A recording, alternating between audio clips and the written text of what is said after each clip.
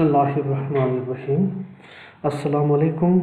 अच्छा, गुज़श्ता clip number 11 में table की टॉपिक के ऊपर मैंने आप लोगों के साथ काफ़ी मालूमात, काफ़ी शॉर्टकट फार्मूलेस, काम करने के प्रोसीजर के हवाले से काफ़ी डिस्कस की हैं। तो जो नए व्यूअर्स जिन्होंने जो पहली दफ़ा इस क्लिप को देख रहे हैं, वो पहला पार्ट 1 यानी इस क्लिप का जो पार्ट 1 जो काफ़ी लेंथी हुए थे, इस वजह से मैंने 20-22 मिनट के बाद वो रिकॉर्डिंग रोक कर अब इसका मैं दूसरा पार्ट रिकॉर्ड करने जा रहा हूँ। आप पहले उस क्लिप को देख लें, इसके बाद फिर आप इस क्लिप को देखें ताकि आपको सारी चीज़ें तफसील के साथ और जामे तरीके से समझ आ सकें। तो बाकी जो पहला जो पार्ट 1 है, क्लिप नंबर 11 है टेबल के मौजू पर, उसका जो लिंक मैं इस क्लिप की डिस्क्रिप्शन में मैं डाल लेता हूँ। अगर कोई देखना चाहते हैं तो आप यहाँ से लिंक के ऊपर क्लिक करके आप देख सकते हैं। तो चलो अभी मैं यहाँ शुरू करने जा रहा हूँ। तो सबसे पहले जो टेबल के हवाले से इसकी जो पहले पार्ट में मैंने आप लोगों को टेबल के अंदर स्मार्ट तरीके से हम कैसे काम कर सकते हैं, काफ़ी मैंने शॉर्टकट फार्मूलेस मैंने आपको बताया था।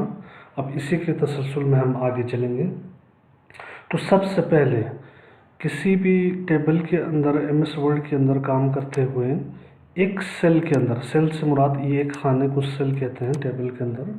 ये पूरा जो लाइन है इसको हम रो कहते हैं, ऊपर से नीचे जो लाइन होती है उसको हम कॉलम कहते हैं। तो एक सेल से दूसरे सेल में मूव करने के लिए अगर आप कीबोर्ड के ज़रिए करना चाहें तो ये टैब का बटन यूज़ होता है, ठीक है ना।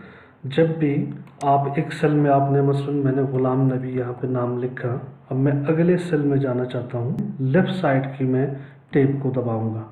जैसे जैसे मैं टैब दबाऊँगा एक सेल से दूसरी सेल में ऑटोमेटिकली मेरा पॉइंटर मूव हो जाएगी। और इसके अंदर आप कोई चीज़ लिखना चाहते हैं, डाटा एंट्री करना चाहते हैं, आप आराम से कर सकते हैं। इसके अलावा अगर दोबारा वापस आना चाहते हैं, फ़र्ज़ करें मैं एक सेल से दूसरे सेल में मैं आगे फॉरवर्ड करते हुए आगे हूँ, अब मैं वापस आना चाहता हूँ, तो फिर मैं राइट साइड से मैं शिफ्ट दबाऊँगा, लेफ़्ट साइड की मैं टैब को दबाकर वापस भी आ सकता हूँ। यानी सेल के अंदर, टेबल के अंदर एक सेल से दूसरे सेल में आगे जाने के लिए सिर्फ टैब दबाएंगे, पीछे आने के लिए शिफ्ट दबाकर आप टैब यूज़ करेंगे, ठीक है।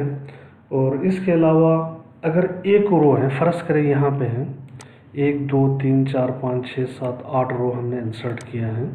तो इस रो को फ़र्ज़ करें ये 7 नंबर की रो है, मोहम्मद जावेद को हम टॉप पे लेके जाना चाहते हैं 1 नंबर पे, ठीक है ना।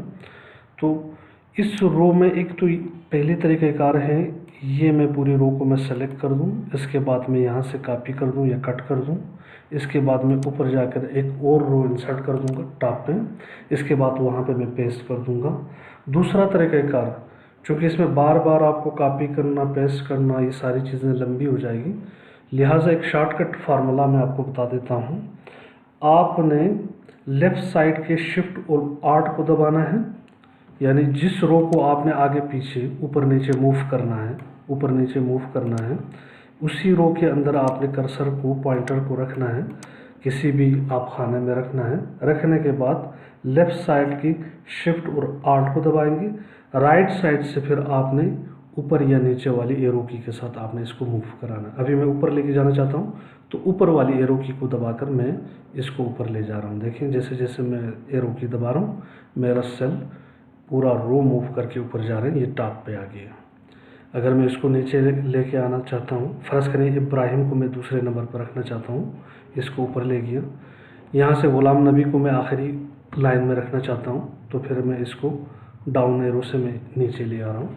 इसी तरह टेबल के अंदर रो की लाइन को आप ऊपर से नीचे अगर मूव करना चाहते हैं, रिप्लेस करना चाहते हैं एक दूसरे को, तो आप शिफ्ट आल्ट और एरो की के साथ आप ये काम कर सकते हैं, ठीक है।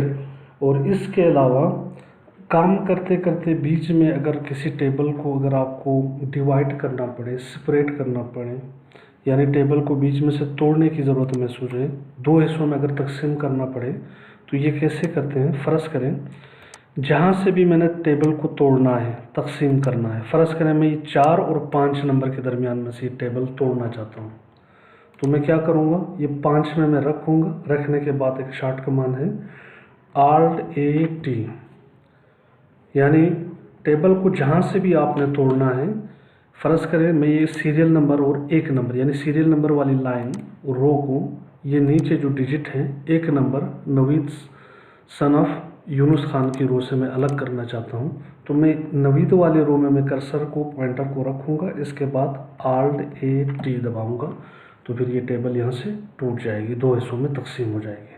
ठीक है।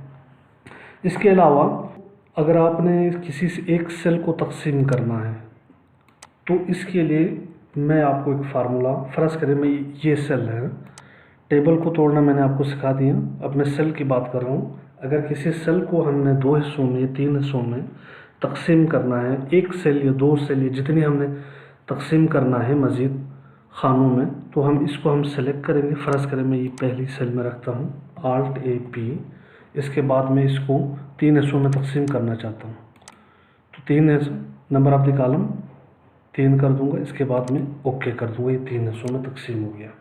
ठीक है। एक तो टेबल तोड़ना, Alt+A+T करने से टेबल टूट जाएगी, दूसरा Alt+A+P करने से सेल डिवाइड हो जाएगी। टेबल को डिवाइड करना, सेल को डिवाइड करना। अगर सेल को दो से ज़ायद अगर सेल है, इन सबको अगर आपने सेलेक्ट करना है, फ़र्ज़ करिए यहाँ पे चार सेल है, चारों को मैंने सेलेक्ट किया है। Alt+A+P की जैसे ही मैंने Alt+A+P किया है तो ये सेपरेट सेल का ये मेनू निकल आया है। अब इसमें मैं यहाँ से रो तो मैं 4 ही रखना चाहता हूँ, लेकिन कॉलम में 3 हिस्सों में तकसीम करना चाहता हूँ सारे रोज़ को, तो मैं यहाँ पे 3 का डिजिट दाखिल कर दूँगा, इसके बाद में ओके कर दूँगा। तो देखें ये चारों के चारों सेल 3 हिस्सों में तकसीम हो गया है।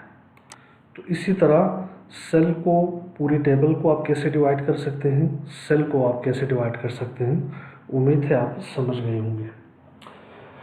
अब इसके अलावा एक और अहम चीज़ है यहाँ पे कैलकुलेशन। सेल के अंदर आप मुख्तलिफ डेटा आप एंट्री कर सकते हैं, आप कैलकुलेशन कर सकते हैं। तो जमा करना, एक तो वैसे ये सारी काउंटिंग का काम MS एक्सेल में होता है, लेकिन बवक्त ज़रूरत आप यहाँ पे भी आप ये काम कर सकते हैं। सेल के अंदर भी डिजिट को, मुख्तलिफ़ किस्म की अदाद को आप एडिशन कर सकते हैं, जमा कर सकते हैं। तो इसके लिए सबसे पहला एक मैं आपको फार्मूला दिखा देता हूँ।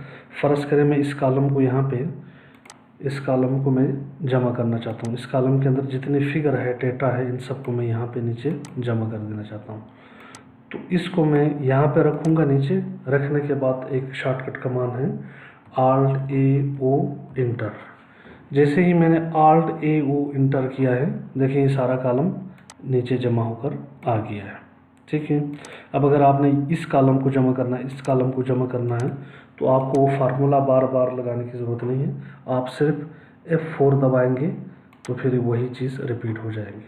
मैंने F4 दबाया, ये सारा कॉलम जमा हो गए, F4 दबाया, ये सारा कॉलम जमा हो गए, क्योंकि ऑलरेडी मैंने फार्मूला कमांड दिया हुआ है। अब इसी कमांड को मैं रिपीट कर रहा हूँ। ठीक है। इसी तरह अगर आप सिर्फ यहाँ नीचे आप कॉलम को नहीं, आप ऊपर रो को भी इस तरह ऐड कर सकते हैं। रो को भी ऐड करने का तरीक़ाकार यही है।